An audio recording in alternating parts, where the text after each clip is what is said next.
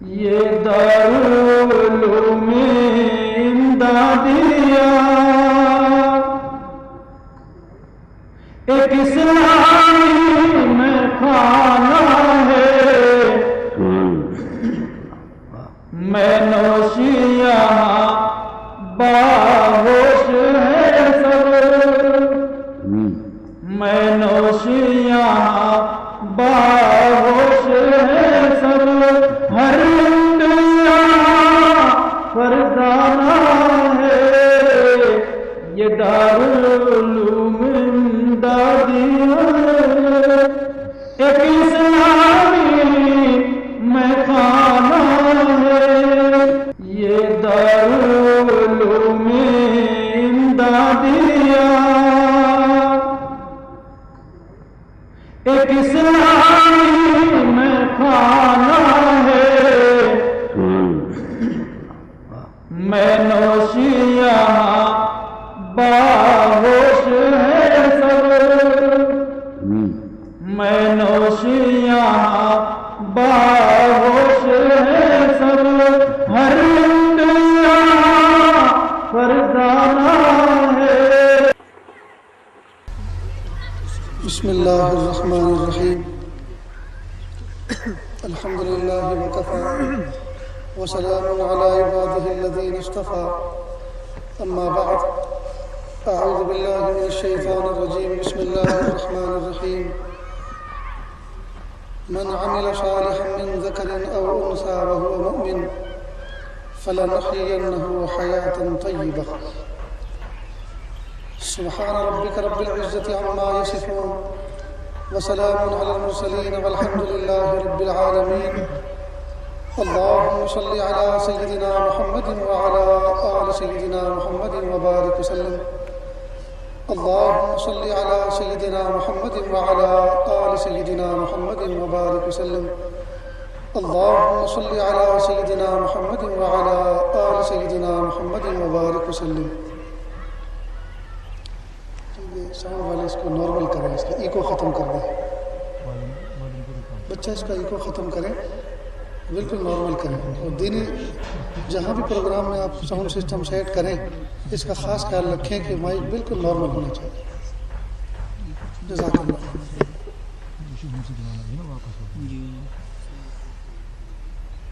میرے بھائیو، اللہ کا لاکھ لاکھ شکر احسان ہے کہ اللہ رب العزت نے ہمیں دین کی نسبت پر کچھ بات سننے سنانے کے لیے ایک جگہ جمع فرمایا۔ یہ مدارس دینیہ، مکاتب قرآنیہ، یہ اس آسمان کی چھت کے نیچے دین الہی کی حفاظت کی ضمانت ادا کر رہے ہیں۔ اللہ رب العزت ان مدارس کے ذریعے سے آسمان کی چھت کے نیچے اپنے نبی صلی اللہ علیہ وسلم کے ذریعے سے جو دین بھیجا تھا ان کی حفاظت کا کام لے رہے ہیں۔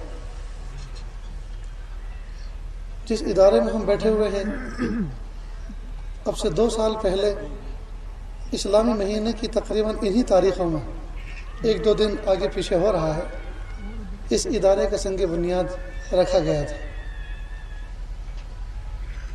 اللہ کا شکر ہے کہ اللہ رب العزت نے اس ادارے کو اپنے بنیادی اعتبار سے، تعمیری اعتبار سے اپنے پیروں پہ کھڑا کر دیا۔ اللہ کرے کہ اس میں اس کی جو روح ہے، اصل جو مقصد ہے، اللہ پاک اس مقصد میں 100% اس کو کامیاب فرمائے، آمین۔ دیکھو دوستو، ہمیں مکہ مکرمہ میں ایک بزرگ نے نصیحت کی تھی کہ کام کسی مقصد کے لیے شروع کیا جاتا ہے، آگے چل کے کام مقصد بن جاتا ہے اور مقصد فوت ہو جاتا ہے۔ عقل مند کے لیے اشارہ کافی ہے۔ غور کر لیں کہ ہم جن کاموں میں لگے ہوئے ہیں، دین کے شعبوں میں لگے ہوئے ہیں، کہ یہ جو ہمارا لگنا ہے یہ مقصد ہے یا لگنے کے بعد کچھ اور مقصد ہے۔ ہر کام کا ایک ظاہر ہوتا ہے، ہر کام کا ایک باطن ہوتا ہے۔ چیز کی قیمت اس کے باطن سے لگتی ہے۔ 1000 روپے کا نوٹ ظاہر میں ایک شکل رکھتا ہے، اپنی ایک سائز رکھتا ہے، ایک بارش کے قریب ایک کا کاغذ ہوتا ہے، تقریباً 3 انچ چوڑا ہوتا ہے، اور اس پہ 1000 روپے کا فگر لکھا ہوا ہوتا ہے، اس کا ایک رنگ ہوتا ہے، یہ اس کا ظاہر ہے۔ اور اس کا باطن حکومت وقت کی وہ گارنٹی اور وہ حکم ہے جو اس کے پیچھے چل رہا ہے کہ 1000 روپے کے بقدر آپ کسی سے معاملہ کر سکتے ہیں. 1000 روپے کی مالیت کے برابر آپ کسی سے اس کاغذ کو دے کر یہ رسید ہے آپ کوئی معاملہ لین دین کا کر سکتے ہیں. رات کے 12 بجے اگر حکومت وقت یہ اعلان کر دیں کہ 1000 کے نوٹ کا چلن صبح سے بند ہے تو اس کاغذ کا کیا کریں گے؟ ہو سکتا ہے سگریٹ پینے والے شوقین پھر اس کی سگریٹ بنائیں اور تمباکو اس میں بھر کے پھر اڑائیں دھواں بنا کر. اور ہوا ہے ماضی میں ایسا. اسی 1000 کے نوٹ کا جس کا تذکرہ چل رہا ہے اسی کے نوٹ کے ساتھ یہ ہوا. بند ہو گیا تھا ایک زمانے میں، لوگوں نے سگریٹ بنا بنا کے پی تھی. اسی طرح جو دوائیاں ہم کھاتے ہیں تو دوائی کی ایک ظاہری شکل ہے اور ایک اس کا باطن ہے. باطن وہ ہے جو ٹائم لیمٹ ہے اس کے اندر اللہ پاک نے اس میں شفا رکھی ہوئی ہے. ٹائم لیمٹ سے جب آگے وہ بڑھ جاتی ہے تو پھر اللہ پاک نے ایک نظام رکھا ہے اسباب کی دنیا میں کہ اس میں شفا کی تاثیر ختم کر دیتے ہیں اللہ پاک. پھر بجائے اس کے کھانے پر بجائے شفا کے پھر نقصان ہو سکتا ہے. ٹھیک اسی طرح دوستو ہر چیز کا ایک ظاہر ہے، ہر چیز کا باطن ہے. یہ جو کام لے کر بیٹھے ہیں احباب دین کا، دین کے شعبے لے کر بیٹھے ہیں، اللہ رب العزت ان سے بھی کچھ چاہ رہے ہیں. اللہ کرے وہ ہماری سمجھ میں آ جائے جو ان چیزوں سے چاہا جا رہا ہے. الحمدللہ جس مناسبت سے، جس نسبت سے ہم یہاں ادارے کے جلسے کے عنوان پر جمع ہوئے، اللہ تعالیٰ اس ادارے کو 100% کامیاب فرمائے. آمین. اس کے اندر پڑھنے والے بچوں کو وقت کا محدث بنائے، وقت کا مفسر بنائے، وقت کا فقیہ بنائے، عارف باللہ بنائے، عالم باللہ بنائے، اور امت کی بگڑی ہوئی تقدیر کے سنورنے کا اللہ رب العزت ان اداروں کو، ان مکاتب کو، ان مساجد کو، ان مدارس کو ذریعہ بنا دے. اس عاجز نے آپ کے سامنے قرآن پاک کی ایک آیت پڑھی، من عمل صالحا من ذکر او انثی، جو بندہ نیک اعمال کرے چاہے وہ مرد ہو یا عورت، فہو مومن، اس حال میں کہ وہ مومن ہو. شرط یہ کہ وہ مومن ہو.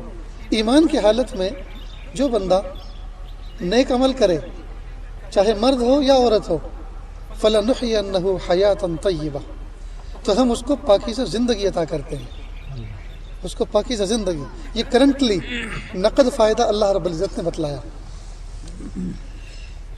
اس کو پاکیزہ زندگی عطا فرماتے ہیں. اور دوستو جس بندے کو پاکیزہ زندگی نصیب ہو جائے، گناہوں سے بچی بچی، معصیت سے کٹی کٹی اور اللہ سے جڑی ہوئی، جس بندے کو زندگی مل جائے، خدا کی قسم دنیا اس کے لیے جنت ہے. سبحان اللہ. اللہ ہم تمام کو پاکیزہ زندگی عطا فرمائے. آمین. اور اس پاکیزہ زندگی کے لیے اللہ پاک نے جو شرط لگائی کہ من عمل صالحا، جو بندہ آپ میں سے نیک عمل کرے، اللہ ہمیں نیک عمل کرنے والا بنا دے. اعمال کی دوستو تاثیر ہے، اعمال کی تاثیر ہے. اس سائنس کی دنیا میں، سائنسی دنیا میں اور سائنس کی جدید ایجادات نے ہمارے لیے ان تمام چیزوں کا سمجھنا بہت آسان کر دیا ہے. دیکھیے کوئی بندہ بجلی کے تار کو اگر پکڑے تو نتیجہ کیا ہوگا؟ موت. تو بجلی کے تار کو، بجلی کا ننگا تار ہو جس میں کرنٹ جاری ہو، اگر کوئی بندہ پکڑتا ہے تو اس کی تاثیر کیا ہے؟ جھٹکا لیتی ہے، شوک لگاتی ہے، آگ لگ جاتی ہے، یہ موت واقع ہوتی ہے. ٹھیک اسی طرح اگر کوئی بندہ زہر پیے تو زہر پینے کی ایک تاثیر ہے. تو جب ظاہری ان اعمال کی تاثیر ہے، بندہ ان چیزوں کو وجود میں لاتا ہے تو اس کا ایک اثر مرتب ہوتا ہے. ٹھیک اسی طرح دوستو جو بندہ شریعت کے قانون پہ عمل کرتا ہے، جس کو نیک عمل کرنا کہتے ہیں، تو پھر ان کی بھی ایک تاثیر ہے اور اللہ رب العزت بندے کو اس کا اثر ضرور عطا فرماتے ہیں. چنانچہ قرآن پاک میں اللہ پاک نے فرمایا، قد افلح المؤمنون الذین هم فی صلاتهم خاشعون، کامیاب ہو گئے وہ مومن بندے جو اپنی نماز میں خشوع اختیار کرتے ہیں. ہم تک جو دین اسلام پہنچا، چونکہ عربی زبان کو ہم نے سیکھا نہیں، سمجھا نہیں، اس کے اصول و ضوابط ترجمہ کر کے ہم تک یہ دین پہنچا ہے ترجمے کے ذریعے سے. لہٰذا فلاح کا ترجمہ ہم کس سے کرتے ہیں؟ کامیابی سے، کہ کامیاب ہو گیا وہ بندہ. اب لفظ کامیابی سے تھوڑے اس کے معنی واضح ہو رہے ہیں. کیا مطلب کامیاب ہو گیا؟ عربی زبان ہے، اس کا ٹرانسلیشن اگر کسی زبان میں کرے گا تو وہ زبان حق ادا نہیں کر سکتی، اس لیے کہ اس کا ترجمہ جس زبان سے کریں گے وہ زبان کمزور ہے، تو کمزور کسی قوی کی ترجمانی نہیں کر سکتا. اس لفظ کامیاب کہہ کے آگے نکل جاتے ہیں، کامیاب ہو گیا بندہ، پھر اس کی تفصیل کرنی پڑے گی، کامیابی کی تفصیل کرنی پڑے گی، کیا کامیابی ملی۔ اصل میں ہم تک جو دین پہنچا ہے ہم ترجمہ کر کر کے دین کو سمجھ رہے ہیں۔ کاش کہ ہم صاحب نسبت لوگوں کے پاس بیٹھتے، ان سے ملتے، پھر وہ اس کی حقیقتیں کھولتے کہ اس سے کیا چاہا جا رہا ہے، اللہ پاک کیا فرما رہے ہیں اپنے بندوں کو۔ ہمارا حال تو یہ ہے جیسے عربی زبان میں مثلا ہم عربی بولیں تو عربی میں ہم اردو کا ترجمہ کرتے ہیں۔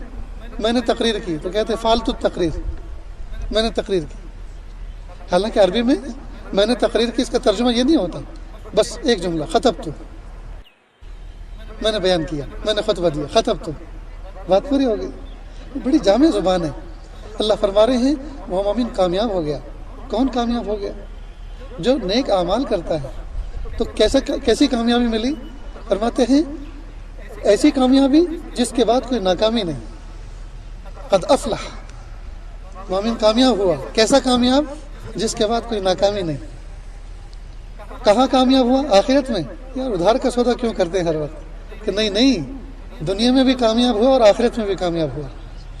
اللہ اکبر۔ ایسی کامیابی جس کے بعد ناکامی نہیں، یہ کیسے سمجھیں اس کو مثال سے؟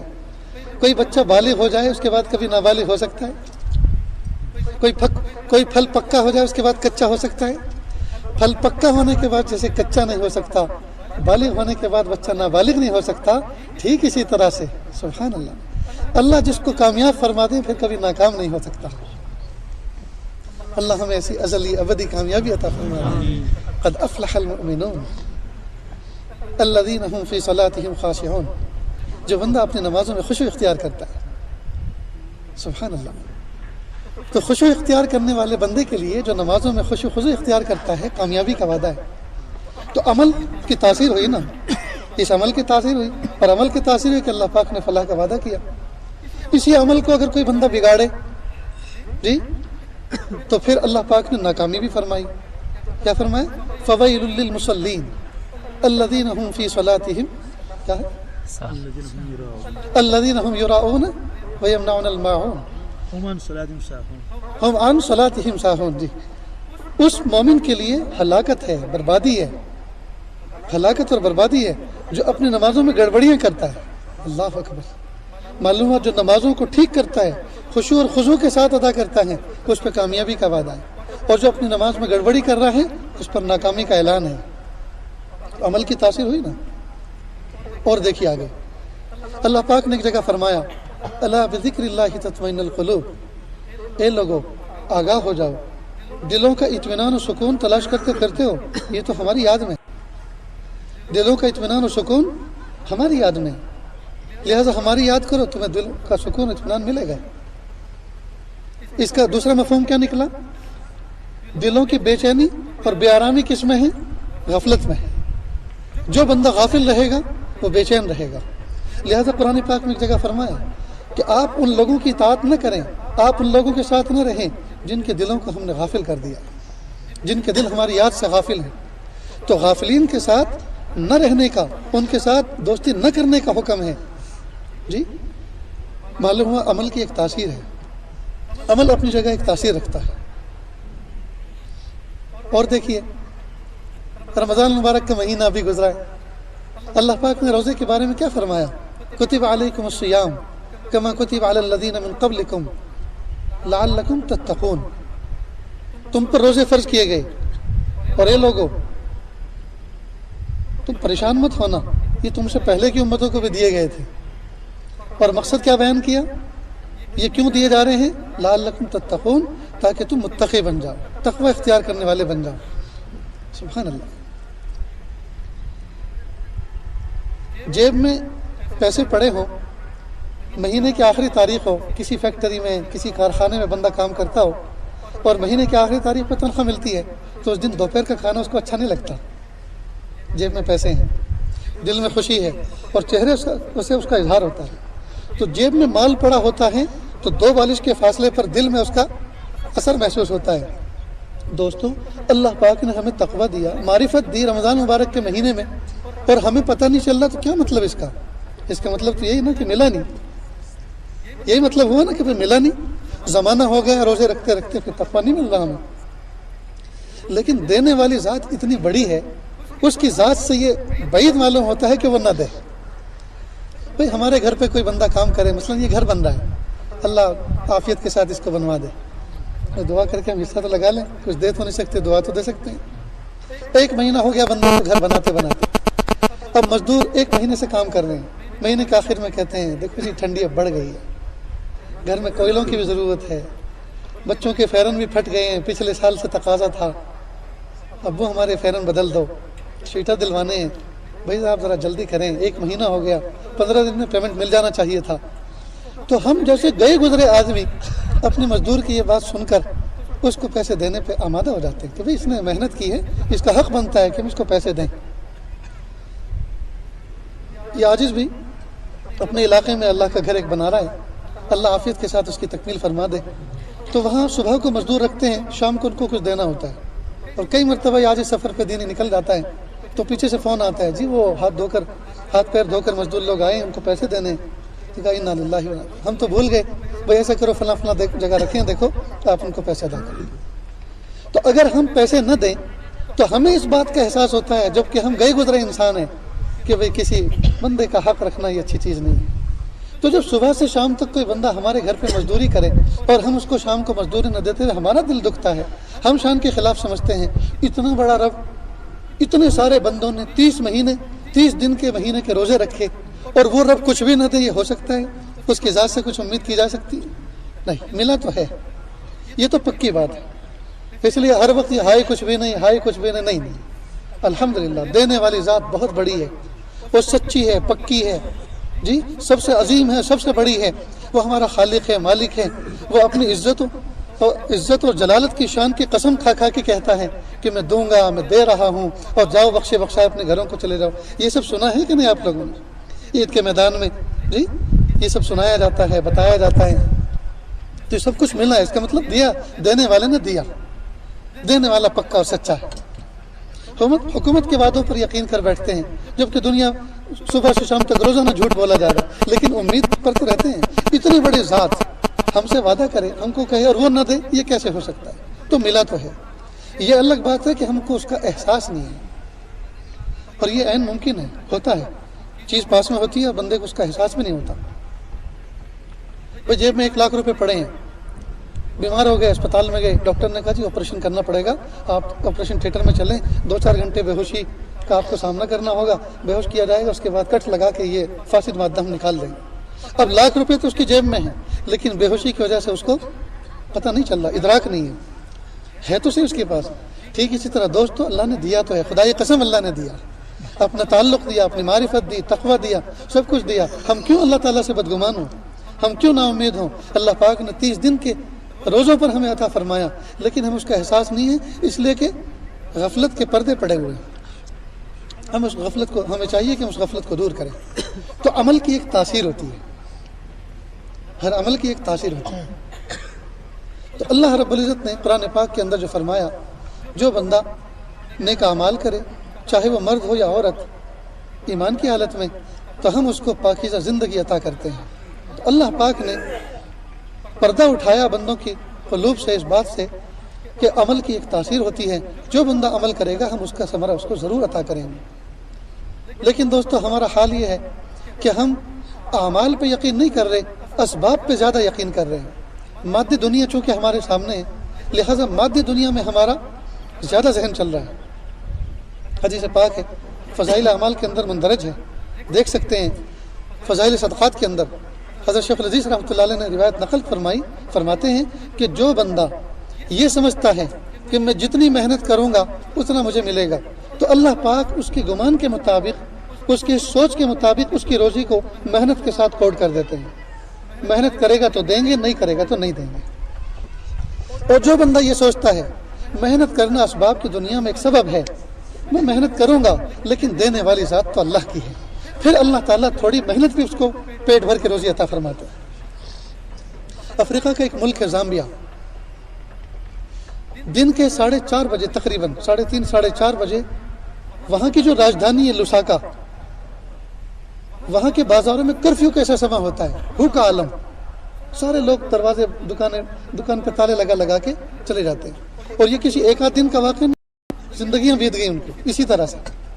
یہ کیا مطلب؟ کیوں کہ بس صبح سے شام تک کما لیا ہم نے, ہمیں اس میں اتنا مل جاتا ہے, جب پیٹ بھر روزی مل جاتی ہے کیا ضرورت ہے دکانیں کھولنے کی. اچھا یہ مزاج کیسے بنا؟ سبحان اللہ, یہ مزاج اس طرح بنا کہ جو حضرات دعوت تبلیغ میں نکلتے تھے اب وہ اللہ کے راستے میں نکل کے ان کا ایک مزاج بنا کہ دوپہر کو آرام کر لیا جائے, قیلولہ کر لیا جائے, نمازیں وقت پر ادا کی جائیں, سارا نظام الاوقات مرتب ہونا چاہیے. لہٰذا جب وہ واپس آئے جماعتوں سے تو انہوں نے ایک ماحول بنایا کہ بھائی صبح کو جلدی اٹھو, تہجد پڑھو, فجر کی نماز پڑھو, ناشتہ کر کے آرام مت کرو, سو مت, سیدھے دکان پر جاب پر اور شاپ پر جاؤ, کام صبح سے شروع کر دو. دوپہر کو 12:30 بجے دکان بند کر کے پھر آؤ, گھر پہ کھانا کھاؤ, ظہر کی نماز پڑھو, تھوڑی دیر قیلولہ کرو, اس کے بعد پھر جاؤ اور عصر کے وقت اذان سے پہلے دکان کو لاک کر کے آ جاؤ. اب مت کھولو, اب دوسرے دن کھلے گی. اب یہ جو بڑے بڑے تاجر تھے, بڑے بڑے بگ بازار والے, سپر بازار والے, اہل ایمان ماشاءاللہ, تو ان لوگوں نے جب یہ نظام کیا تو وہاں کی جو لوکل پبلک تھی, وہاں کے جو کالے لوگ تھے, کالے بھائی افریقن, ان کی چھوٹی چھوٹی دکانیں تھیں. وہ سوچتے تھے کہ یار ہمارے پاس تو کوئی بڑا سودا تو ملتا نہیں, چھوٹی چھوٹی چیزیں ہیں, تو اصل گاہک تو ان کے پاس آتے ہیں اور ضمناً ہماری چیز بھی لے کے جاتے ہیں. جب انہی لوگوں نے تالے لگا دیے تو ہمارے یہاں آئے گا کون, چلو ہم بھی بند کرتے ہیں. لہٰذا وہ بھی بند کرنے لگے. ماحول ایسا بنا کہ 3-4 بجے پورے لساکا راجدھانی کے بازار بھوکا عالم, سناٹا, قسم کھانے کے لیے کوئی دکان نہیں. اس عاجز نے بہت کوشش کی تلاش کرنے کی, گاڑی میں بیٹھے ہوئے دیکھتے ہوئے کہ کم از کم ایک تو مل جائے کہ میں کہہ دوں کہ فرض کفایہ ادا کر رہا ہے ایک آدمی بازار کے کھولنے کا. نہیں نظر آیا, نہ ہوٹل, نہ موٹل, نہ اور کچھ بھی تو نظر نہیں آیا. اللہ اکبر, اللہ اکبر. جلدی اٹھتے ہیں, فطرت پر عمل کر رہے ہیں. وجعلنا اللیل لباسا وجعلنا النہار معاشا, ہم نے رات آرام کے لیے بنائی ہے, دن کام کاج کے لیے بنایا. رات کو جلدی سوتے ہیں, صبح کو جلدی اٹھتے ہیں, جلدی اپنے کام کاج پہ جاتے ہیں اور پھر جلدی واپس لوٹ آتے ہیں. یہ تو ہمارے ملکوں میں, اللہ ہمیں صحیح ہدایت, صحیح سمجھ, صحیح توفیق عطا فرمائے کہ رات کو دن کا منظر ہوتا ہے. رات کو کھینچ کے دن کی طرف لے گئے, لہٰذا 10 بجے تک سوتے ہیں تاجر حضرات, 10 بجے کے بعد دکان کھلتی ہے. رات کو کھینچ کے دن میں لے گئے اور دن کو کھینچ کے رات میں لے گئے. دن کے جو کام تھے وہ رات کو 10, 11, 12 بجے تک کرتے ہیں. یہ تو آپ کے یہاں حالات ہوں گے شاید اس لیے بند ہے, ورنہ آپ کے کوئی کام تھوڑے ہی ہیں. 12-1 بجے تک آپ بھی جاگتے ہوں گے. میرے بھائیو, دین کا مزاج بنائیں, ہم اپنے اندر فہم حاصل کریں کہ اللہ پاک ہم سے, وہ مزدور بہت کامیاب سمجھا جاتا ہے جو اپنے مالک کے منشے کو سمجھتا ہے. میرا مالک کس وقت مجھ سے راضی ہوتا ہے, میرا مالک کس ادا سے میری خوشی حاصل کرتا ہے. لہٰذا جو اس چیز کو سمجھ لے وہ کامیاب مزدور کہلاتا ہے, وہ کامیاب لیبر کا بندہ کہلاتا ہے. اسی طرح کامیاب بندہ وہ ہے جو منشے شریعت کو سمجھے کہ اللہ مجھ سے کیا چاہ رہے ہیں, میرے اللہ مجھ سے کیا چاہ رہے ہیں, اس وقت میرے اللہ مجھ سے کیا چاہ رہے ہیں. سفر حج پہ جاتے ہیں, احرام پہنا ہوا ہے, بیلٹ باندھی ہوئی ہے, تلبیہ پڑھ رہے ہیں, میٹر چالو ہو چکا, وہ بیٹھا ہے تو بھی حاجی, کھڑا ہے تو بھی حاجی, استنجے میں ہے تو بھی حاجی, سو رہا ہے تو بھی حاجی, کھا رہا ہے تو بھی, ہر حال میں وہ حاجی ہے. لیکن حاجی بے صبرا, یار کتنی دیر لگا دی امیگریشن میں انہوں نے, اپنے ملک میں 5 منٹ میں ہمیں کلیئر کر دیا تھا, 2 گھنٹے لگا دیے انہوں نے. بس یہ سارے سعودی ایسے ہی ہوں گے. پھر اب ایسے ملفوظات سنا رہے ہیں لوگوں کو. کیا ضرورت ہے بھائی, جب تمہارا میٹر چالو ہے, تم حاجی ہو, تو کھڑے کھڑے پیر دکھ رہے ہیں تو بیٹھ جاؤ نا, بیٹھے بیٹھے تھک گئے تو لیٹ جاؤ.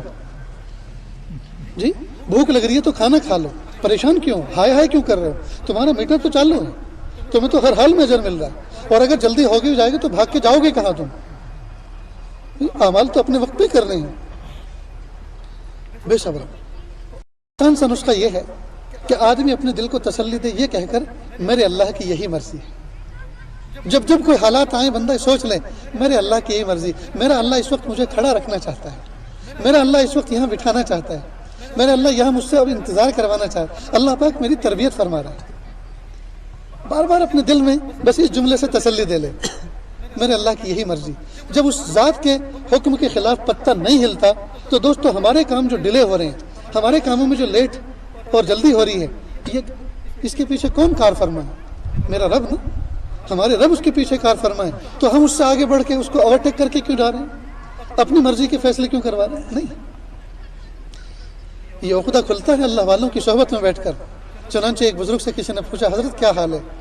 انہوں نے فرمایا اللہ کا شکر ہے 100% حالات میرے فیور میں، جو چاہتا ہوں وہ ہوتا ہے، جو چاہتا ہوں وہ ہوتا ہے جی، جہاں چاہتا ہوں جاتا ہوں، جو چاہتا ہوں کھاتا ہوں، یعنی سارے کے سارے معاملات الحمدللہ 100% میرے فیور. کہا بھائی ایسے کبھی ہو سکتا ہے؟ دنیا تو اس کا نام ہے جہاں بندے کی مرضی کے خلاف ہی کام ہوتے ہیں آدھے سے زیادہ. تو کہ نہیں الحمدللہ میں وہ بندہ ہوں اللہ کا کہ 100% میرے معاملات بالکل میری مرضی کے مطابق ہو رہے ہیں. کہ وہ کیسے؟ لیکن ہمیں بھی بتائیں کوئی نسخہ. تو کہاں بتاتا ہوں. میں نے اپنی مرضی کو اللہ کی مرضی کے ساتھ جوڑ دیا ہے. اپنی مرضی کو اللہ کی مرضی کے ساتھ جوڑ دیا. جب سے مجھے یہ پتہ چلا کہ اللہ حاکم بھی ہیں اور اللہ حکیم بھی ہیں، اللہ حاکم بھی ہیں اور اللہ حکیم بھی ہیں، اللہ قدرت والے بھی ہیں اور قدرت کو استعمال کرتے بھی ہیں، تو میں سمجھ گیا کہ اتنا بڑا رب جو حاکم بھی اور حکیم بھی ہے، اس کا فیصلہ کبھی بھی میرے حق میں خلاف نہیں ہو سکتا، ہمیشہ میرے موافق میں ہو. میرے حق میں اللہ پاک ہمیشہ خیر کے فیصلے نازل فرمائیں. بھائی ہم جیسا گنہگار جی پلید قسم کا بندہ اپنے بچے کے حق میں کبھی برا فیصلہ نہیں کرتا جی، تو اتنے بڑے رب اپنے بندوں کے بارے میں کوئی غلط فیصلے کریں گے؟ کہ بس میں نے اپنی مرضی کو اللہ کی مرضی کے ساتھ نتھی کر دیا ہے اور اب سارے کے سارے معاملات میرے فیور میں ہو رہے ہیں. جب کوئی معاملہ آتا ہے تو میں نے اپنی مرضی کو اللہ کی مرضی کے ساتھ جوڑ رکھا ہے. میں سمجھتا ہوں میرا اللہ میرے لیے اس وقت یہ چاہتا ہے. سبحان اللہ. کہتے ہیں کہ جس وقت میں نے ان کی زبان سے یہ الفاظ سنے تو میرا دل روشن ہو گیا کہ کیا گر کی بات بتائی کہ ہم پریشان اس لیے ہیں کہ ہم اس وقت بھول جاتے ہیں کہ ہمارا رب کوئی موجود ہے. جب ہمیں کوئی پریشانی ہوتی، تکلیف ہوتی، کسی کا انتظار کرتے اور آگ بگولا ہوتے، غصے ہوتے، اس وقت ہم اس چیز کو بھول جاتے ہیں کہ یہ سب ہماری مرضی کے جو خلاف ہو رہا ہے، یہ آٹومیٹکلی نہیں ہو رہا، کوئی ذات ہے جو کر رہی ہے. اسی کو بزرگان دین نے فرمایا غیر اختیاری جو مجاہدہ ہے اس میں اللہ تعالیٰ کی یہاں ترقی زیادہ ہوتی ہے. کیا مطلب غیر اختیاری مجاہدہ؟ آپ نے بیگ ہاتھ میں لیا، کپڑے پہنے، موزے جوتے پہنے اور آپ بس اڈے پہ چلے گئے، روڈ پہ چلے گئے اور آپ کو بس اسٹینڈ جانا ہے. اب آٹو رکشا والے کو ہاتھ دے رہے ہیں، خالی ٹوک رہا. اس وقت بڑا غصہ آتا ہے کہ ایک تماچا لگائے. اللہ کے بندے تجھے پیسے کی ضرورت ہے، پیسے میرے پاس ہیں، مجھے سفر کی ضرورت ہے، تو پھر رکتا کیوں نہیں؟ ایسا ہوتا ہے نا کئی دفعہ روڈ پہ کھڑے ہوئے ہیں، آٹو رکشا خالی جا رہے ہیں، ہاتھ دے رہے ہیں، بھائی ذرا رک جاؤ، سیدھا جاتا ہے. یہ غیر اختیاری مجاہدہ ہو رہا ہے. پیسے موجود، ہم تیار، آٹو رکشا بھی موجود اور وہ بھی چل رہا ہے لیکن رکنے کا نام نہیں لیتا. اللہ تعالیٰ اس وقت یہاں بندے کو کھڑا رکھ رہے ہیں اور یہ اس سے غیر اختیاری مجاہدہ ہو رہا ہے. ایک مجاہدہ تو اختیاری ہوتا، چلو بھائی اللہ کا نیک بندہ بننا تو نفلیں پڑھو. اب یہ مجاہدہ کر رہا ہے اپنے اوپر، نفلیں پڑھو، نفل روزے رکھو، تلاوت کرو، ذکر کرو، یہ اختیاری مجاہدہ. اور ایک غیر اختیاری مجاہدہ، غیر اختیاری مجاہدے میں اللہ پاک زیادہ ترقی عطا فرماتے ہیں اختیاری مجاہدے کے مقابلے میں. تو جب اللہ پاک ہماری ترقی غیر اختیاری مجاہدوں میں اللہ پاک نے رکھی ہوئی ہے تو ہمیں پھر چاہیے کہ ہم بس اس چیز کو سمجھ لیں کہ صبر کیا چیز ہے. جب صبر کا لفظ نکلا تو آج کل ہم صبر کا مطلب ہم اردو والا صبر مراد لیتے ہیں. اردو والا صبر کیا؟ جب کسی کو یوں کہیں بھائی صبر کرو تو اس کا مطلب یہ ہے کہ بس مار کھاتے رہو. صبر کا مطلب یہ ہے جب بھی لفظ صبر آتا ہے تو یہ سمجھتے ہیں کہ صبر ظلم کے مقابلے میں آتا ہے، وہ مار رہا ہے اور مار کھاتے رہو، یہ صبر ہے. نہیں، صبر کے معنی ہے کسی حالت پہ جم جانا، ڈٹ جانا، اس کو کہتے ہیں صبر. صبر علی الطاعہ، طاعت پہ جم جانا، حالات پہ جم جانا. بس میں یہ کر کے رہوں گا، میرے اللہ کی مرضی انشاءاللہ اسی میں شامل حال رہے گی. مجھے یہ عمل کرنا ہے جی، اللہ پاک نے مجھے حکم دیا، مجھے یہ کام کرنا ہے، مجھے نمازیں پڑھنی ہے، مجھے تلاوت کرنی ہے، مجھے حلال روزی کمانی ہے. دوسرے کہہ رہے میاں تھوڑا سا تو سود لے لو، بینکوں سے ویکینسی نکلی ہوئی ہے، جس نے 10 پاس کر رکھا ہے اس کو 1 لاکھ روپے تک کا سود مل سکتا ہے. تو کیا رہے ساری دنیا لے رہی ہے، آپ کیوں نہیں لیتے؟ تمہارے حالات سب. میرے اللہ نے مجھے حلال روزی کمانے کا حکم دیا ہے، چاہے اس میں 1 ٹکڑا مجھے نصیب ہو، چاہے 2 ٹکڑے مجھے نصیب ہوں، چاہے 1 روٹی نصیب ہو، چاہے 2 روٹی نصیب ہوں، بس میرے لیے کافی ہے، میرے لیے میرا اللہ کافی ہے. اس حال پہ وہ جم جائے، یہ ہے صبر. تو صبر کے معنی ہے کسی اچھی کیفیت پہ بندہ جم جائے، چاہے وہ طبیعت کے خلاف ہو، چاہے وہ مرضی کے خلاف ہو، اس کے اوپر اللہ تعالیٰ کے یہاں سے پھر رحمت کے فیصلے ہوتے ہیں. حج میں ایک مرتبہ گئے، ہر سال یہ ہوتا ہے کہ جیسے وہاں امیگریشن والے ہال میں انٹری کرتے ہیں تو سعودی حکومت کی طرف سے چھوٹے چھوٹے پانی کی بوتلیں پیش کی جاتی ہیں اور ایک گولی کہ کوئی وائرل پرابلم نہ کھڑا ہو جائے، اتنے سارے لوگ جمع ہوں گے تو کوئی بیماری شروع نہ ہو، تو ایک گولی دیتے ہیں جو اینٹی بائیوٹک ہوتی ہے تاکہ اس کی حفاظت ہو سکے۔ تو کسی نے پوچھا تو یہ گولی کیسی ہے؟ تو یہ صبر کی گولی ہے، اس کو پیو اور چپ چاپ بیٹھے رہو۔ اب 2-4 گھنٹے لگیں گے کام میں، اب یہ صبر کی گولی ہے، چپ چاپ پی کے اس کو بیٹھ جاؤ۔ اللہ اکبر۔ تو بہرحال دوستو، اعمال کی تاثیر ہوتی ہے، عمل کی تاثیر ہوتی ہے۔ جیسے بندہ آگ جلاتا ہے، آگ جلتی ہے تو آگ کی تاثیر ہے جلانا، آگ اور وہ جلائے نہیں ہو سکتا ہے؟ نہیں، اللہ پاک نے اس میں اثر رکھا ہے، اور وہ اللہ پاک کبھی کبھی اس اثر کو اپنی قدرت سے کھینچتے ہیں، جیسے کہ بہت ساری مثالیں آتش نمرود میں سیدنا ابراہیم علیہ السلام کو کوئی ضرر نہیں ہوا، جی بہت سی مثالیں۔ ابھی آندھرا پردیش کا واقعہ ہے، ساؤتھ انڈیا کا، وہاں کا واقعہ، ایک عورت امید سے تھی، کسی حال سے تھی، حاملہ تھی، ٹرین کے اندر استنجا خانے گئی، بچے کی ولادت ہوئی، اور بچہ ایسا نازک چھوٹا کہ وہ اس میں کو نکل کے نیچے گر گیا ٹرین میں سے۔ اللہ اکبر۔ وہ باہر نکلی اور کہا میرے ساتھ یہ ہوا۔ لوگوں نے چین پولنگ کی، کئی کلومیٹر آگے گاڑی نکل چکی تھی، اس ڈبے کے سارے لوگ نکل کر دوڑ کے بھاگ کے گئے، دیکھا بچہ صحیح سالم میں سانس چل رہا ہے۔ اللہ اکبر کبیرہ۔ تو اللہ تعالیٰ اپنی قدرت کے کرشمے دکھاتے ہیں۔ چنانچہ آگ میں جلانے کی تاثیر ہے، کئی دفعہ اللہ تعالیٰ اس کو بریک کرتے ہیں، وہ نہیں جلاتی۔ چھری میں کاٹنے کی تاثیر ہے، اللہ نے رکھی ہے، اللہ کے حکم سے کاٹتی ہے، اور کئی دفعہ یہ ظاہر فرما دیتے ہیں کہ دیکھو میرے حکم سے ہمیشہ کاٹتی ہے، لیکن آج میرے حکم سے نہیں کاٹ دی۔ تو اعمال کی تاثیر ہے دوستو۔ تو ہمیں چاہیے کہ جب اتنا بڑا رب ہمیں کہہ رہا ہے، زندگی گزارنے کا ہمیں اصول بتا رہا ہے کہ تم اچھے اعمال کرو، اچھے اعمال کرو گے تو ہم تمہیں حیات طیبہ، زندگی میں ہم تمہیں ایسی کامیاب زندگی عطا کریں گے کہ تمہاری دنیا اور آخرت اچھی طرح سمجھ جائے گی۔ تو پھر ہم کرتے کیوں نہیں؟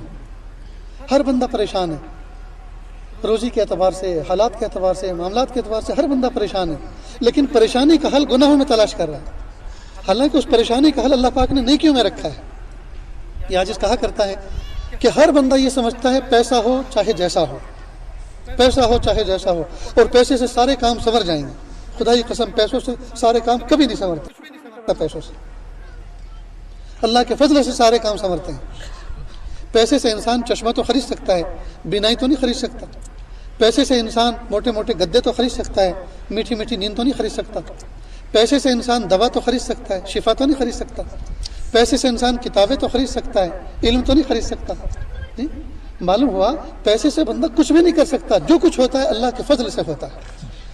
یہ ہمیں جس طرح سے 2 اور 2 4 کا ہمیں یقین ہے، اس بات کا ہمیں ایسا یقین ہونا چاہیے ہمارے دل میں۔ پیسے سے نہیں ہوتا، اللہ کے فضل سے کام۔ نہ جانے کتنے لوگ پیسے ہاتھ میں لیے پھرتے ہیں، لیکن ان کے کام نہیں بنتے، اور بنتے ہیں تو بغیر پیسے کے بنتے ہیں۔ معلوم ہوا کام بنانے والی اور بگاڑنے والی ذات کوئی اور ہے۔ ہمیں چاہیے کہ اسی کے قدموں میں جی اپنا سر رکھ دیں۔ کتنا وقت ہے؟ 10-15 منٹ ہے، ٹھیک ہے۔ اللہ تعالیٰ کہنے سننے سے زیادہ عمل کی توفیق عطا فرمائیں۔ میرے بھائیوں، اکابر مشائخ سارے کے سارے ہر وقت اسی بات کی فکر دلا رہے ہیں، اعمال پہ امت کھڑی ہو جائے، اعمال اپنے حالات کو سدھار لے، حلال پہ آ جائے، حرام سے بچے۔ جی یہ سننا سنانا کب تک ہوتا رہے گا دوستو؟ اب تو یہ عہد کر لو کہ انشاءاللہ آج سے ہمیں عمل میں اس چیز کو لانا ہے۔ نمازوں کی پابندی کرنی ہے، کفریہ باتوں سے اپنے آپ کی حفاظت کرنی ہے، اپنے بچوں کو دین پہ کھڑا کرنا ہے۔ اسی میں ہماری نجات ہے، اسی میں ہماری کامیابی ہے۔ جو خالق کائنات ہمیں کہہ رہا ہے وہ سچ ہے، وہ حق ہے، اسی میں چل کر ہم آگے بڑھیں گے، اسی پہ چل کر ہم آگے بڑھ کر کامیابی حاصل کریں گے۔ اللہ رب العزت عمل کی توفیق عطا فرمائے۔ وآخر دعوانا الحمدللہ رب العالمین۔ دوستو دعا کر لیتے ہیں۔ بسم اللہ الرحمن الرحیم۔ اللہم صلی علی سیدنا محمد وعلی آل سیدنا محمد وبارک وسلم۔ لا احصی ثناء علیک انت کما اثنیت علی نفسک رب اغفر وارحم وانت خیر الراحمین۔ لا الہ الا اللہ الحلیم الکریم سبحان رب العرش العظیم والحمد للہ رب العالمین۔ نسألک موجبات رحمتک وعزائم مغفرتک والغنیمة من كل بر والسلامة من كل اسم۔ لا تدع لنا ذنبا إلا غفرته ولا هما إلا فرجته ولا حاجة هي لك رضا إلا قضيتها يا أرحم الراحمين يا أرحم الراحمين يا أرحم الراحمين۔ میرے مالک، ہم ظاہر میں آپ کے بندے ہیں، حقیقت میں نہایت گندے ہیں، کہ اللہ ہمارے دلوں کی گندگی کو دور فرما، ہمیں اپنی بندگی کا سلیقہ عطا فرما۔ شرمندگی والے کاموں سے ہماری حفاظت فرما، برے دن سے، بری بات سے، بری رات سے، برے انجام سے ہماری حفاظت فرما، سوء خاتمہ سے ہماری حفاظت فرما، آنے والی زندگی کو گزری ہوئی زندگی کا کفارہ بنا۔ پیارے اللہ، غفلتوں میں زندگی گزارتے پھر رہے ہیں، کیا پتہ وہ کپڑا بازار میں بکنے آ چکا ہو جس کو ہمارا کفن بننا منظور ہے۔ یا اللہ، اس وقت کے آنے سے پہلے کہ لوگ ہمیں مرتے وقت کلمہ پڑھائیں، ہمارے سرہانے کھڑے ہو کے سورہ یاسین شریف کی تلاوت کریں، رب کریم اختیار سے ہمیں ذکر و اذکار کرنے، تلاوت کرنے، دھیان سے نماز پڑھنے کی توفیق عطا فرما۔ اس وقت کے آنے سے پہلے کہ لوگ ہمیں غسل میت دیں، رب کریم اختیار سے غسل توبہ کی توفیق عطا فرما۔ کہ اللہ، اس وقت کے آنے سے پہلے کہ لوگ ہمیں کفن پہنائیں، لباس تقویٰ پہننے کی توفیق عطا فرما۔ کہ اللہ، زندگی کا قیمتی حصہ غفلتوں میں گزر گیا، اب نہیں معلوم زندگی کی شام کس گلی میں ہوتی ہے، کس حال میں ہوتی ہے، کفن بھی نصیب ہوتا ہے کہ نہیں ہوتا، دفن بھی مقدر ہوتا ہے کہ نہیں ہوتا، نہ جانے کتنے مالدار راستوں میں چلے، اچانک موت آ گئی، حادثہ واقع ہو گیا، پولیس نے انتظار کیا، پتہ چل رہا ہے کہ کہاں کا ہے، پتہ نہ چلا تو بے یار و مددگار کسی گورے غریبہ میں دفن کر دیا گیا، پتہ چلا وہ تو لکھ پتی کروڑ پتی آدمی تھا، کفن بھی اس کو دیا تو لوگوں نے چندہ کر کے 2 روپیہ جمع کر کے اس کے کفن کو خریدا گیا۔ میرے مالک، ہمارے اندر کوئی سرخاب کے پر نہیں ہے، پیارے اللہ، ہم بھی تو آپ کے بندے ہیں اور ایک عام انسان ہیں، پیارے اللہ، ہم آپ سے بھیک مانگتے ہیں، رب کریم زندگی عطا فرما، طاعت والی، عبادت والی، اخلاص والی، ارے اللہ موت بھی عطا فرما، رشک والی، محبت والی، قبولیت والی، پیارے اللہ، دین کا کام کر کر کے تھکتے رہیں اور تھک کے دین کا کام کرتے رہیں، پیارے اللہ، اور جب وقت آخر آئے، عمر دراز کے بعد جب وقت آخر آئے تو حال ہمارا یہ ہو مدینہ پاک کے سفر پہ ہو، اس لیے کہ اللہ کے محبوب صلی اللہ علیہ وسلم نے فرمایا، اے بندے، اے مومن بندے، اگر تجھ سے ہو سکے تو مدینے میں آ کے مر جانا۔ ارے اللہ، مدینہ پاک کا سفر ہو، عمرہ کر چکے ہوں، ظاہری باطنی گناہ صاف ہو چکے ہوں، اعمال درست ہو چکے ہوں، مدینہ پاک کا سفر ہو، حضور پاک صلی اللہ علیہ وسلم کے روزے کی سنہری جالی ہو، جسم کانپ رہا ہو، حضور پاک صلی اللہ علیہ وسلم کا درود پڑھ رہے ہوں، اسی وقت موت کا فرشتہ آئے اور ہماری روح قبض کر لے، پھر لوگ ہمیں اٹھائیں اور پیوند بقیہ غرقت کر دیں، ارے اللہ، پھر حضور پاک صلی اللہ علیہ وسلم کے ساتھ ہمارا وہاں سے حشر ہو اور میدان محشر میں پہنچیں اور دین کا کام کر کر کے ہم ایسے تھکے ہوئے ہوں کہ جب حوض کوثر پر جائیں تو آپ صلی اللہ علیہ وسلم دور سے دیکھ کر فرمائیں، اوہو، میرا امتی تھک کر آیا ہے، اور آپ نے ذکر صلی اللہ علیہ وسلم جامع کوثر پلائیں، سر پہ ہاتھ رکھیں، پھر کہیں جاؤ، اب عرش کے سائے میں بیٹھے رہو، اب انشاءاللہ سب دیکھا جائے گا۔ ارے اللہ مہربانی فرما دیجیے، اللہ میں ایسی رشک موت عطا فرما دیجیے، اللہ مہربانی کا معاملہ فرما دیجیے، عافیت کا معاملہ فرما دیجیے۔ ارے اللہ، جو زندگی گزری ہے اب ہمیں نہیں پتا، جو زندگی کے دن بچے ہیں وہ تھوڑے ہیں یا جو گزر گئے وہ زیادہ تھے، یا اللہ لگتا تو یہی ہے، جو زندگی کے دن گزرے ہیں وہ زیادہ تھے اور جو بچے ہیں وہ کم رہ گئے ہیں، اور تھوڑے دنوں میں کہ اللہ تلافی معافات بھی کرنی ہے، حفظ ما تقدم بھی کرنا ہے، کہ اللہ بہت ہی مشکل نظر آتا ہے، کہ اللہ آپ سے کہ اللہ دست بستہ ہم درخواست کرتے ہیں کہ اللہ مان جائیے، آپ قبول فرما لیجیے، ہمارے گناہوں کو نیکیوں سے بدل دیجیے، ہمارے گناہوں کو نیکیوں سے بدل دیجیے، کہ اللہ شام ہونے جا رہی ہے، کہ اللہ مغرب کا وقت ہے، کہ اللہ دن کے فرشتے اب بدل رہے ہیں، دن کے فرشتے جا رہے ہیں اور رات کے فرشتے آنے والے آ رہے ہوں گے۔ میرے مالک، آپ جس طرح سے اب کائنات میں ایک بہت بڑا انقلاب ہونے جا رہا ہے کہ اجلا دن اب تاریکی میں غرق ہو جائے گا، اجلا دن پیارے اللہ اب ختم ہوگا، اب اندھیری رات آئے گی، رب کریم اس اندھیری رات میں ہماری زندگیوں کی چراغ کو جگمگا دیجیے، ہمارے دلوں کو روشن فرما دیجیے، کہ اللہ جس طرح سے آپ اتنا بڑا انقلاب برپا کر رہے ہیں اس وقت کائنات میں، یا اللہ ہماری زندگی میں بھی طاعت بڑا انقلاب برپا کر دیجیے، مہربانی فرما دیجیے، عافیت کا معاملہ فرما دیجیے۔ اللہ جی، ہم آپ سے بھیک مانگ رہے ہیں کہ اللہ ہم آپ کے در کے پرانے بھکاری ہیں، کہ اللہ رمضان مبارک کے مہینے میں جب ہمارے گھروں پر فقیر آتے ہیں اور بچوں سے پوچھتے دیکھو بیٹا کس نے دستک دی، کس نے صدا لگائی، تو بچے کہتے ہیں ابو وہ بہت پرانا فقیر جو ہر سال آیا کرتا ہے وہی آیا ہے، تو فوراً کہتے ہیں ارے بیٹا جاؤ اس کو تو دو، وہ تو ہمارا بہت پرانا فقیر ہے، ابا دادا کے زمانے سے آیا کرتا ہے۔ پیارے اللہ، جب پرانے فقیر کا ہم جیسے کمزور خیال کر لیتے ہیں تو ہم بھی تو آپ کے در کے پرانے فقیر ہیں، ہم بھی تو آپ کے در کے پرانے بھکاری ہیں، کہ اللہ آسمان کے وہ فرشتے جن دروازوں سے ہماری دعائیں آپ کے پاس جایا کرتی ہیں وہ بھی گواہ ہیں، ہم آپ ہی سے مانگنے کا کام کرتے ہیں، آپ ہی سے مانگتے ہیں۔ ہمارے وہ فرشتے جو ہمارے کندھوں پر آپ نے مسلط کیے ہیں رب کریم وہ جانتے ہیں، ہم آپ ہی سے ہمیشہ سوال کرتے ہیں پیارے اللہ آپ ہمارے پرانے پن کا خیال کر لیجئے۔ کوئی آدمی کسی کا رشتہ دار ہو اور زمانے سے رشتہ دار ہو اور شادی بیاہ کے موقع پر آیا ہو تو فوراً ہم اپنے بچوں کو کہتے ہیں بیٹا دیکھو وہ ہمارے بہت پرانے رشتہ دار ہیں، دیکھو دور بیٹھے ہیں ان کو قریب بلاؤ، دیکھو بیٹا بھوکے ہیں ان کو کھانا کھلاؤ، دیکھو بیٹا انہوں نے پانی نہیں پیا ان کو پانی پلاؤ۔ پیارے اللہ ہم اپنے پرانوں کا خیال کرتے ہیں، اللہ اب بھی اپنے پرانے بندوں کا خیال کر لیجیے، اللہ پرانے بندوں کا خیال کر لیجیے۔ میرے مالک ہمارے ہر عضو نے غداری کر رکھی ہے، ہمارے ہر عضو نے گناہ کر رکھے ہیں۔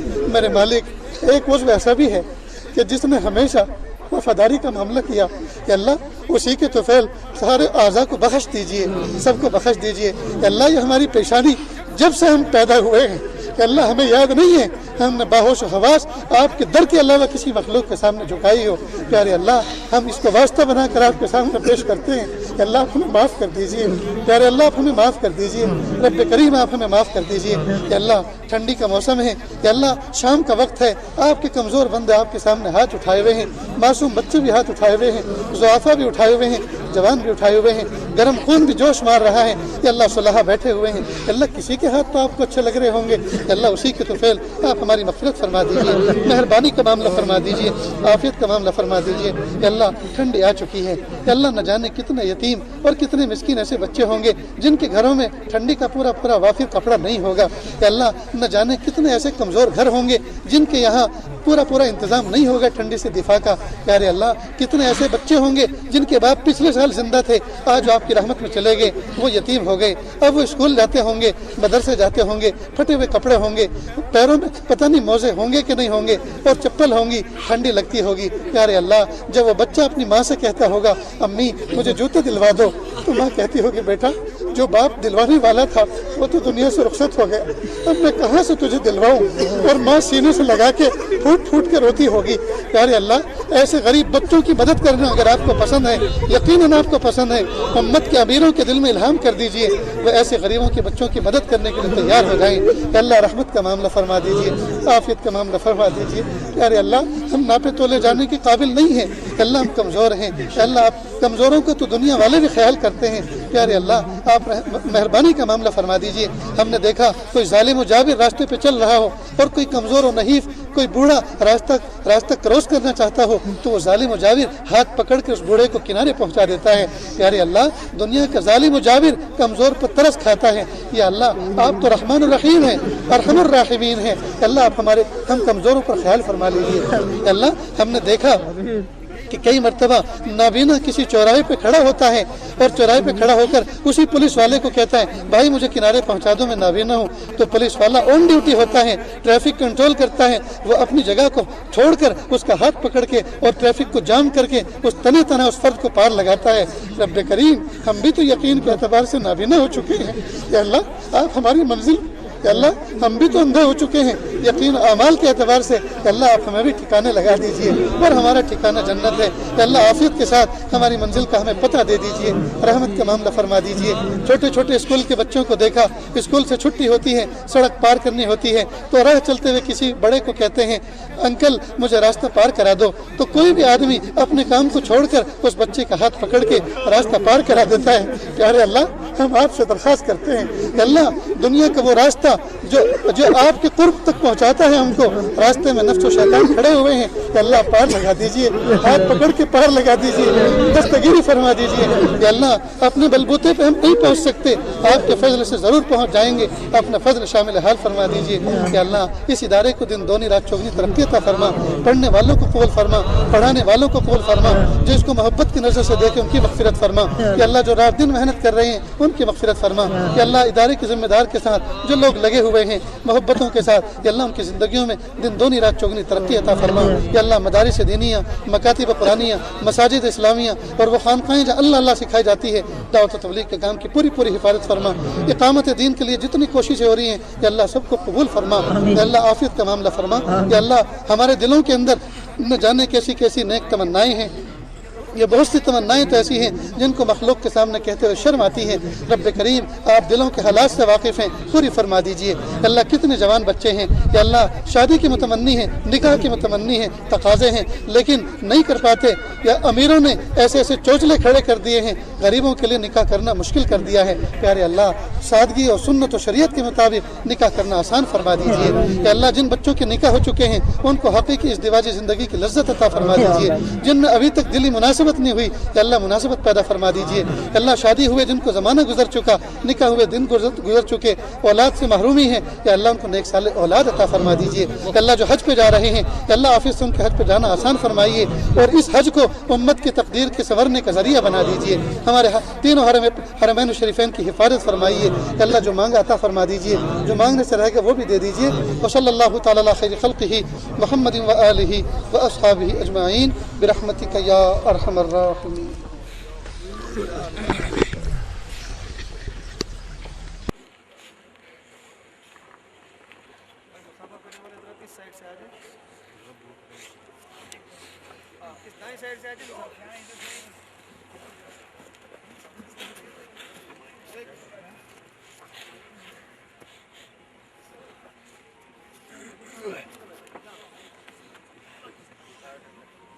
آپ کہاں جاتے ہیں؟ یہاں بیٹھے، یہاں بیٹھے بھائی، ایسے مسافر کرتے جاؤ۔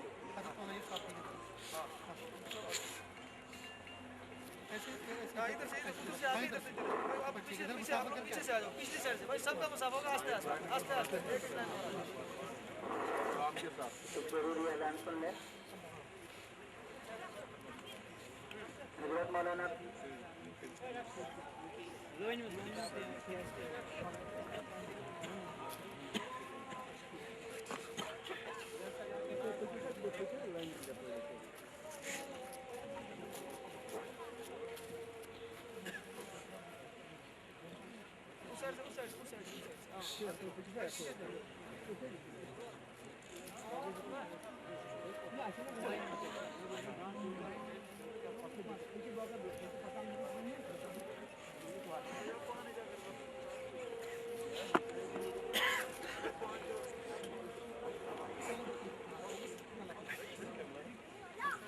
مودی صاحب اگر آپ لائن بنواتے تو بہتر رہتا۔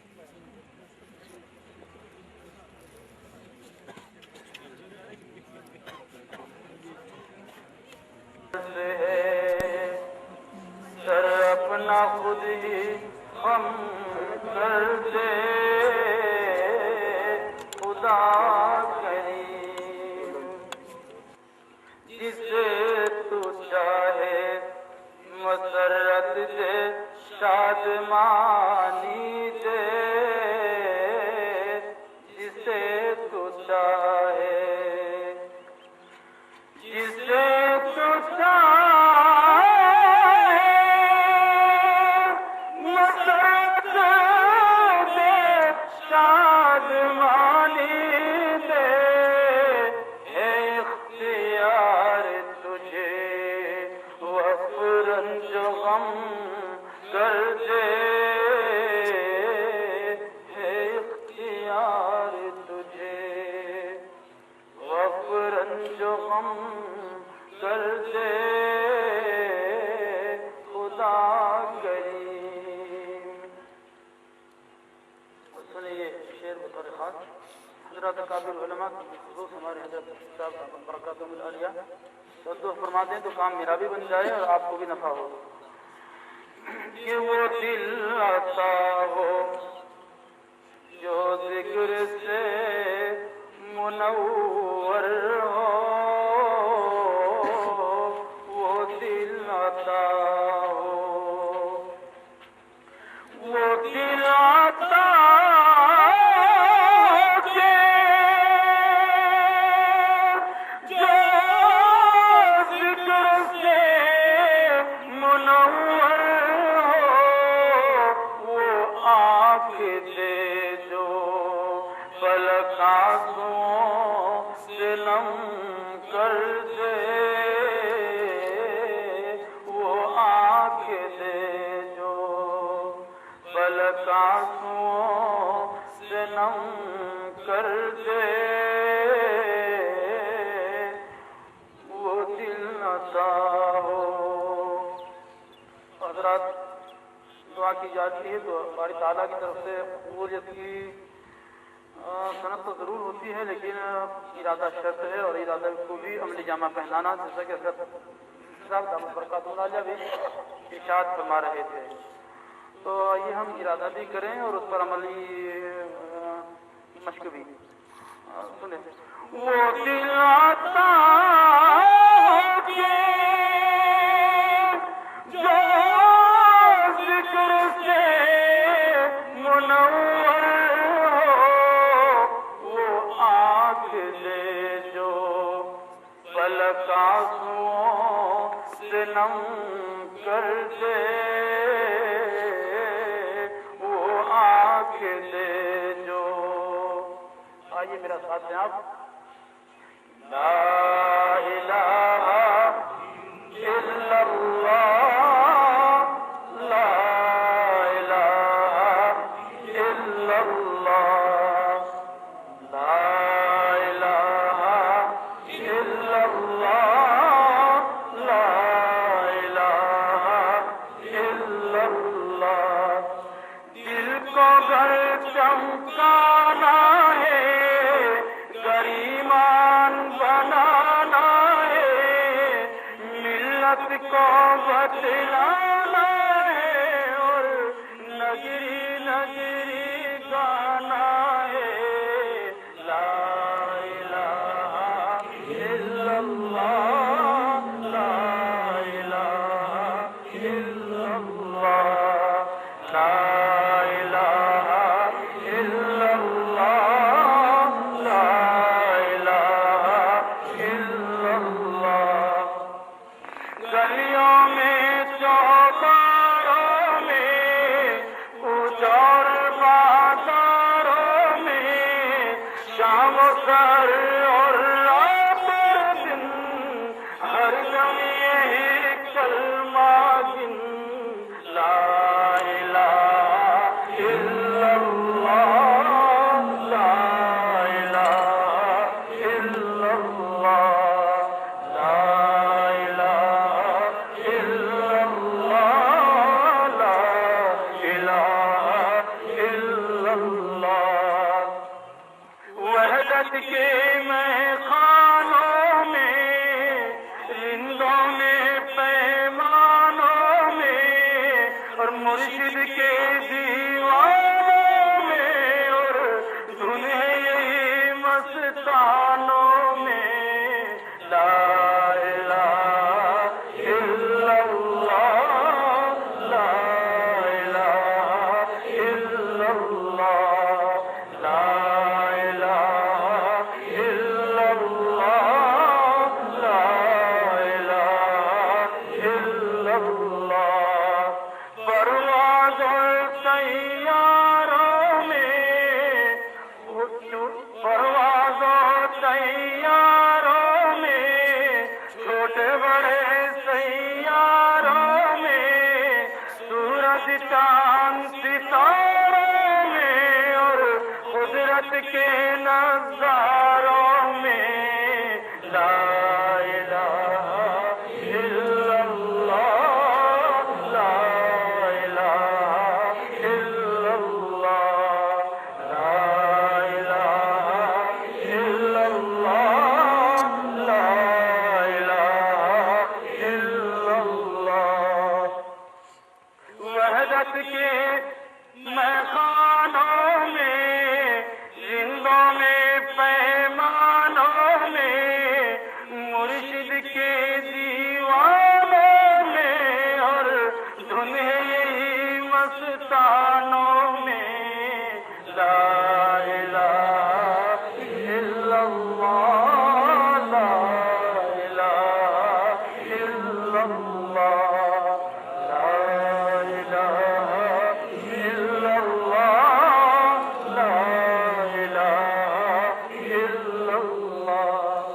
لفظوں کی تاثیر میں ہے، وعظ میں اور تقریر میں ہے، ہر شے کی تنویر میں ہے، اور تو حسن کشمیر میں ہے۔